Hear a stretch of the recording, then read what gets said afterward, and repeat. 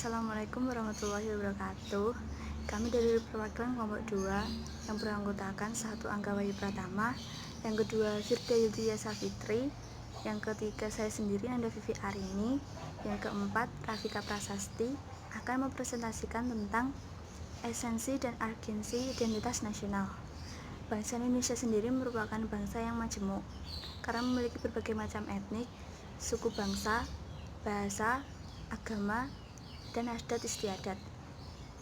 Menurut Armawi, di Indonesia, kebinekaan atau heterogenitas merupakan faktor yang sangat penting diperhitungkan sejak awal berdirinya negara. Faktor ini berkaitan dengan apa yang disebut oleh Clifford Geertz sebagai primordial sentiments, lawan dari civil politics. Primordial sentiments merupakan sifat budaya dan tingkah laku pada suatu daerah, agama, kelompok etnik, dan pengelompokan sejenis lainnya yang bersifat given. Di sini saya akan melanjutkan presentasi dari Nanda. Semua negara memerlukan identitas bersama, lebih-lebih negara di belahan dunia ketiga yang telah tercapik-capik oleh kolonialisme. Nasionalisme merupakan salah satu alat perekat kohesi sosial. Semua negara memerlukannya. Sejarah hampir semua sistem politik atau negara-negara telah menunjukkan bahwa bagi masyarakat pluralisme akan hari makin banyak kekuatan yang mengancam nasionalisme sebagai faktor integratif.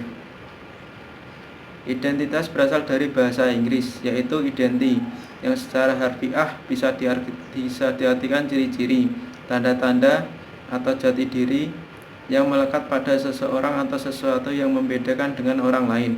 Dalam terminologi antropologi, identitas adalah sifat khas yang menerangkan dan sesuatu dengan kesadaran dan sesuai dengan kesadaran diri pribadi sendiri, golongan sendiri, komunitas sendiri, atau negara sendiri. Mengacu pada pengertian ini, identitas tidak terbatas pada individu semata tetapi berlaku pula pada suatu kelompok. Baiklah, saya akan melanjutkan presentasi dari Angga. Upaya untuk mewujudkan integritas nasional menurut Ubaidillah adalah tali tiga uang dengan upaya membangun kesatuan dan persatuan bangsa. Diperlukan sejumlah langkah-langkah strategis yang dapat mendorong berbagai macam bentuk perbedaan bangsa ini untuk saling berdialog dan berdampingan hidup secara harmonis. Salah satunya adalah dengan mulai menghentikan penggunaan klasifikasi seperti mayoritas-mayoritas, penduduk asli, pendatang, pribumi, non-pribumi, lebih-lebih yang dimaksudkan untuk mewujudkan dan kepentingan politis. Selanjutnya, unsur-unsur pembentuk identitas nasional. Ada suku bangsa, agama, kebudayaan, dan bahasa. Saya akan melanjutkan presentasi dari Firda. Perjuangan bangsa Indonesia untuk mengusir penjajah sebelum abad 20 yang lebih mengedepankan penggunaan senjata atau fisik masih bersifat kedaerahan dan sangat tergantung dari pemimpinnya. Ternyata belum membuahkan hasil. Pengalaman ratusan tahun perjuangan bangsa Indonesia ini menyadarkan para pemimpin bangsa untuk mengubah sistem perjuangannya dari perlawanan bersenjata dengan perjuangan modern, yakni dengan membangun organisasi modern sebagai wadah perjuangan melawan penjajah. Pengalaman sejarah ini yang mendasari berdirinya Budi Utomo pada tanggal 20 Mei 1908.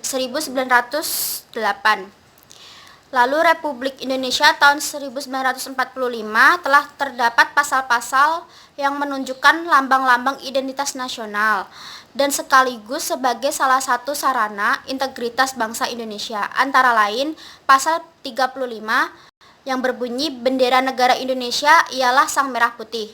Pasal 36 yaitu bahasa negara ialah bahasa Indonesia. Pasal 36A, lambang negara ialah Garuda Pancasila dengan semboyan Bhinneka Tunggal Ika. Pasal 36B, lagu kebangsaan Indonesia adalah Indonesia Raya. Pasal 37 ayat 5, khusus mengenai bentuk negara kesatuan Republik Indonesia tidak dapat dilakukan perubahan. Sekian presentasi dari kelompok 2. Bila ada kekurangan dan kesalahan mohon dimaafkan. Wabillahi taufiq wal hidayah. Wassalamualaikum warahmatullahi wabarakatuh.